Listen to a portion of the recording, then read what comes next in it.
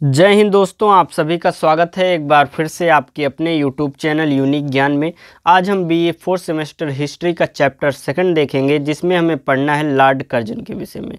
Lord Curzon जो थे, उनका भारत में कार्यकाल कब से कब तक था? 1899 के 1905 तक उनका कार्यकाल भारत में था। उस समय में इन्होंने क्या क्या कार्य किए, क्या क्या इनकी रणनीति रही, इन सभी चीज़ों के विषय में हम इस लेक्चर में चर्चा करेंगे और अच्छे से जानेंगे, और आपका सिलेबस जल्द ही कंप्लीट कराया जाएगा। तो आप कमेंट करके अवश्य बताएं कि आप किस यूनिवर्सिटी से हैं और आपका एग्ज़ाम जो है वह कब तक है, मतलब किस डेट तक है, जिससे आपका सिलेबस उससे पहले कंप्लीट कराया जा सके।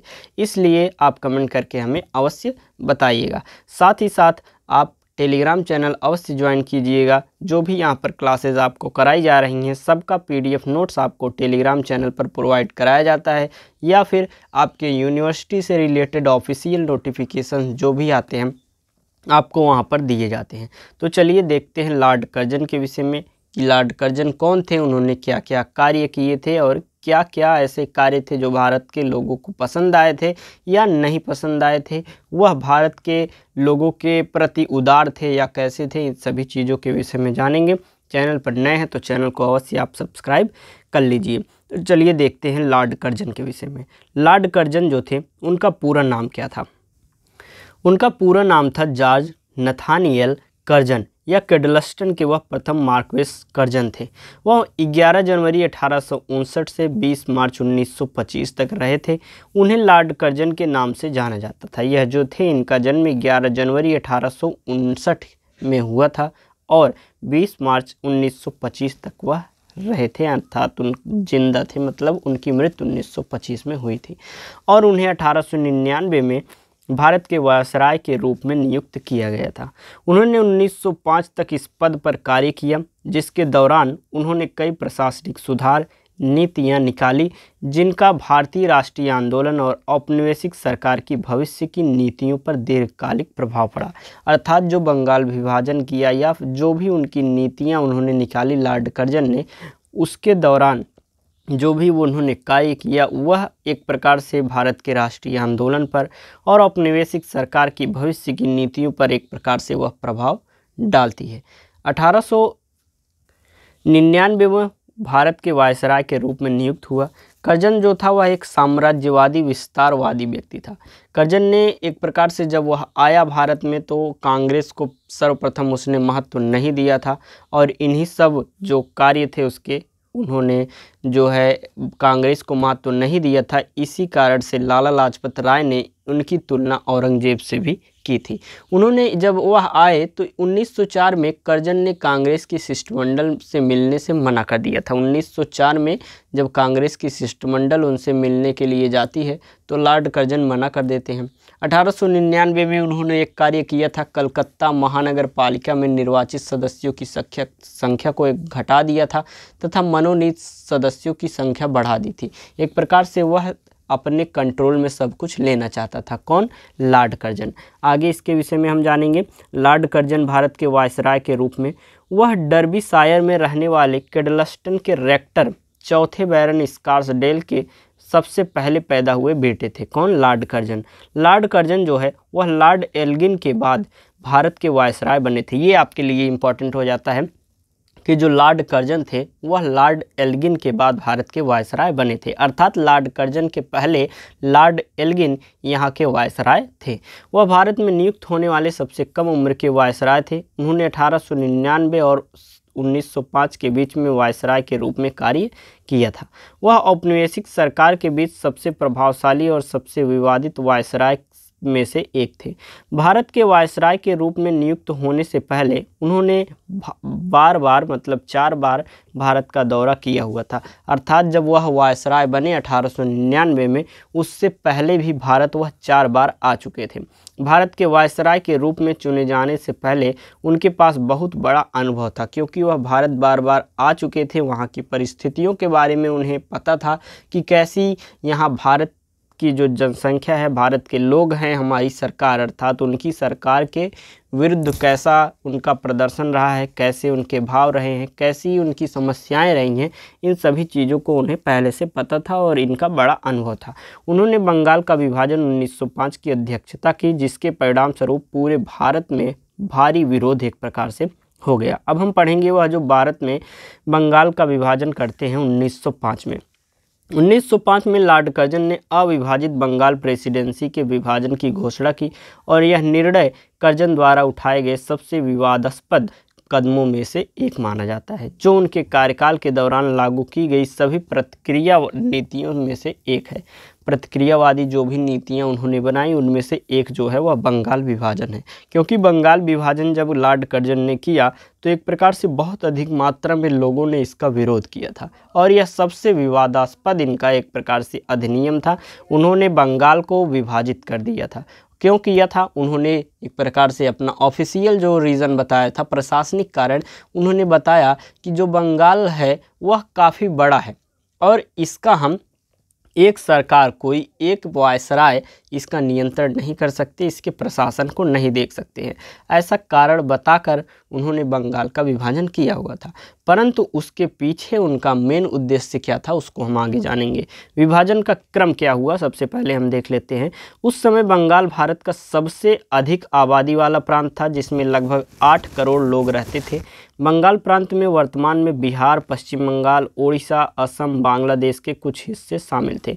उस समय का जो बंगाल था उसमें वर्तमान का जो बिहार है, पश्चिम बंगाल है, ओडिशा है, असम है और बांग्लादेश के भी कुछ हिस्से उस समय के बंगाल में थे। जुलाई 1905 में कर्जन ने घोषणा की कि अविभाजित बंगाल प्रेसिडेंसी का विभाजन किया जाएगा।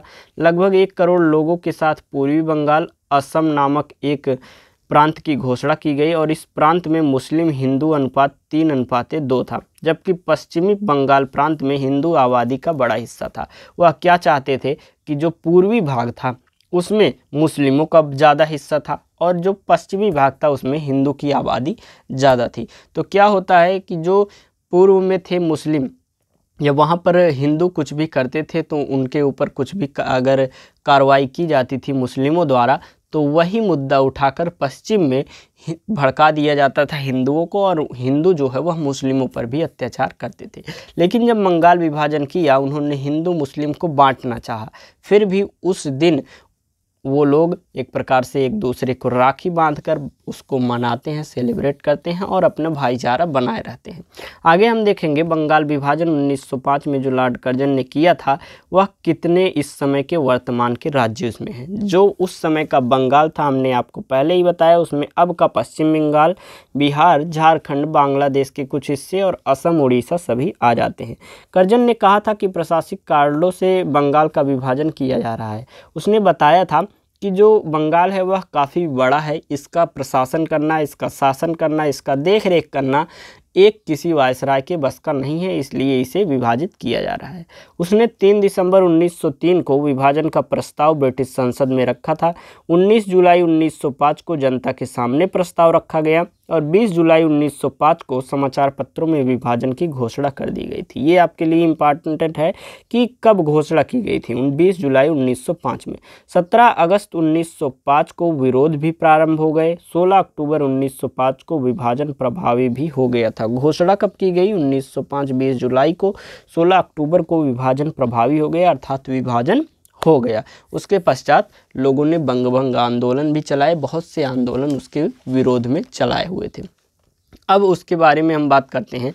जब उन्होंने बांटा तो एक प्रकार से पूर्वी बंगाल बन गया, पश्चिमी बंगाल बन गया। हम उसके विषय में आपको बता दें तो जो पूर्वी बंगाल था उसमें अब का असम आ जाता है, ढाका, चटगांव और राजशाही के जो किले हैं वह भी, जिले जो हैं वह भी शामिल हो जाते थे और उसकी राजधानी उन्होंने ढाका को बनाया था।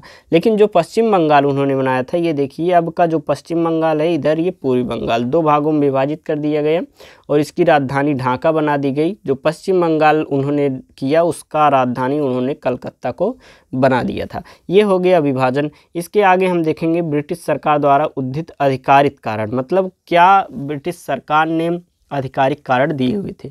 आधिकारिक तौर पर अंग्रेजों ने दावा किया कि विभाजन बंगाल के कुशल और प्रभावी प्रशासन को बहुत आसान बना देगा, क्योंकि इतने बड़े क्षेत्र और आबादी को प्रभावी ढंग से प्रशासित करना मुश्किल है, जो कि हमने आपको पहले ही बताया था। 16 अक्टूबर को जब एक प्रकार से यह प्रभावी हुआ जो हुआ था बंगाल विभाजन, तो उसी दिन हमने आपको बताया राखी दिवस मनाकर पीला धागा बांधकर लोगों ने मनाया। और ये किसने करवाया था? रविंद्रनाथ टैगोर जी ने करवाया था। और उसी दिन 16 अक्टूबर के दिन ही रामेंद्र सुंदर त्रिवेदी जी ने शोक दिवस मनाया हुआ था। आगे हम देखेंगे विभाजन के पीछे का असली कारण क्या था। कांग्रेस और अन्य भारतीय नेताओं नागरिकों ने समान रूप से राय दी कि यह हिंदू मुस्लिम एकता को कम करने और बंगाल की आबादी के बीच एक सांप्रदायिक संघर्ष पैदा करने के लिए एक कदम उन्होंने बढ़ाया था, अर्थात यह उनकी असली सोच थी। भारतीय राष्ट्रवादी नेताओं का मत था कि बंगाल का विभाजन राष्ट्रवाद की बढ़ती लहर को दबाने के लिए था, क्योंकि उस समय बंगाल को राष्ट्रवादी नेताओं का मक्का माना जाता था। एक प्रकार से जो पढ़े लिखे जितने भी लोग थे वह कहाँ पर थे? बंगाल में थे, एकत्रित होकर वह कभी भी विद्रोह कर सकते थे। इसलिए उनके बीच में आपसी फूट डालकर उनका विभाजन करके उसको एकता को भंग करने की कोशिश की गई थी। साथ ही औपनिवेशिक सरकार ने बंगाल के विभाजन के माध्यम से हिंदुओं और मुस्लिमों के बीच में सांप्रदायिक दरारों को शुरू करके मुस्लिम आबादी के प्रति अपना दृष्टिकोण बदलने की कोशिश की। उन्होंने बताया मुस्लिमों को कि आप अगर विभाजित हो जाते हैं, अलग हो जाते हैं, तो आपके हित के कार्य किए जाएंगे, आपका ज़्यादा ध्यान रखा जाएगा, ऐसा उसने कहा था। आगे देखेंगे हम लॉर्ड कर्जन की विदेशी नीतियों के विषय में। सबसे इम्पोर्टेंट उसका था बंगाल विभाजन, जो कि हमने आपको बताया, बहुत अच्छे तरीके से आपको समझ में आ गया होगा। आगे हम देखेंगे उसकी विदेशी नीतियाँ, अर्थात जो उस आसपास के देश थे उस समय के, उससे जो लॉर्ड कर्जन है उसकी कैसी नीति थी।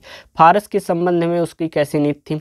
अंग्रेज हमेशा फारस की खाड़ी सहित फारसी क्षेत्र में अपना नियंत्रण बढ़ाने के लिए उत्सुक थे, क्योंकि रूस, फ्रांस और तुर्की जैसे अन्य देश भी उसी की तलाश में थे। फारस की खाड़ी में अपना नियंत्रण बढ़ाने के लिए सभी लोग उत्सुक थे, लगभग जितने भी पावर थी उस समय वह सभी उत्सुक थी। और यही कारण थी कि लॉर्ड कर्जन ने स्वयं 1903 में फारस की खाड़ी क्षेत्र का दौरा किया, ताकि इस क्षेत्र पर ब्रिटिश नियंत्रण को बढ़ाया जा सके।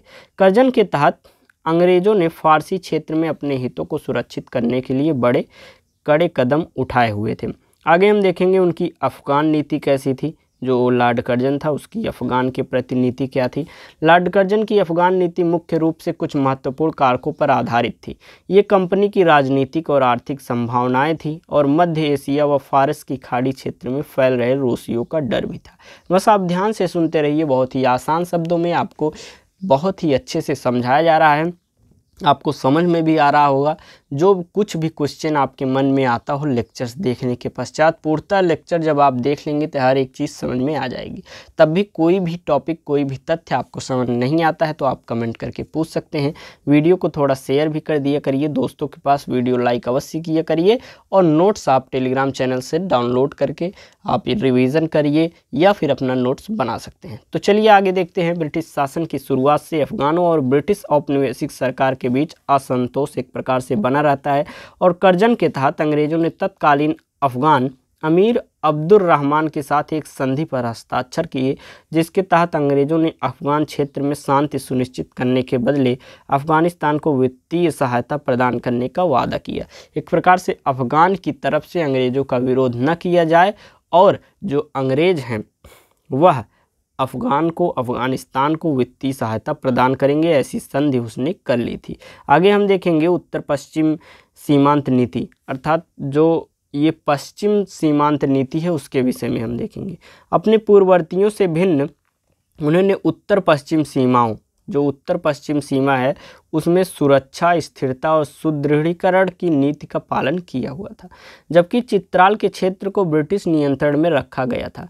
उन्होंने पेशावर और चित्राल के बीच एक सड़क के निर्माण का आदेश दिया, और इस प्रकार चित्राल क्षेत्र की सुरक्षा निश्चित की गई, जबकि उनके पूर्ववर्तियों ने खैबर दर्रे, खुर घाटी, वजीरिस्तान में ब्रिटिश सैनिकों को तैनात किया था। उन्होंने आदिवासियों को झुंझलाहट को दूर करने के लिए इन सैनिकों को वापस ले लिया। नॉर्थ वेस्टर्न फ्रंटियर्स में उनकी नीतियों ने अपनी कंपनी की वित्तीय लागत को कम करते हुए क्षेत्र में सुरक्षा और शांति को भी बढ़ाया था। और लास्ट उसका हम देखेंगे विदेशी नीति, तिब्बत के प्रति कैसी विदेशी नीति थी, किसकी? लॉर्ड कर्जन की। अपने पूर्ववर्तियों से भिन्न उन्होंने उत्तर पश्चिम सीमाओं से सुरक्षा, दृढ़ता और सुदृढ़ता का नीति का पालन किया था। तिब्बत में भी अंग्रेज जानते थे कि निकट भविष्य में उन्हें रूसी विरोध का सामना करना पड़ेगा, क्योंकि एक प्रकार से एक तरफ अंग्रेज उभर रहे थे शक्ति के क्षेत्र में, दूसरी तरफ से रूस, तो रूस का खतरा जो है अंग्रेजों को हमेशा बना रहता था। इसलिए औपनिवेशिक सरकार ने 1890 में तिब्बतियों के साथ एक व्यापार समझौते पर हस्ताक्षर किया। आप शुरू से ही सुनते आए होंगे औपनिवेशिक शब्द, तो औपनिवेशिक शब्द हम जानना चाहते हैं कि आपको समझ में आता है कि नहीं, क्योंकि यह शब्द आपको पहले भी बताया जा चुका है, आपके पहले सेमेस्टर में भी इसके पहले जो पढ़ाए जाते थे कि औपनिवेशिक का अर्थ क्या होता है। अगर आपको पता है तो कमेंट करके हमें अवश्य बताएं।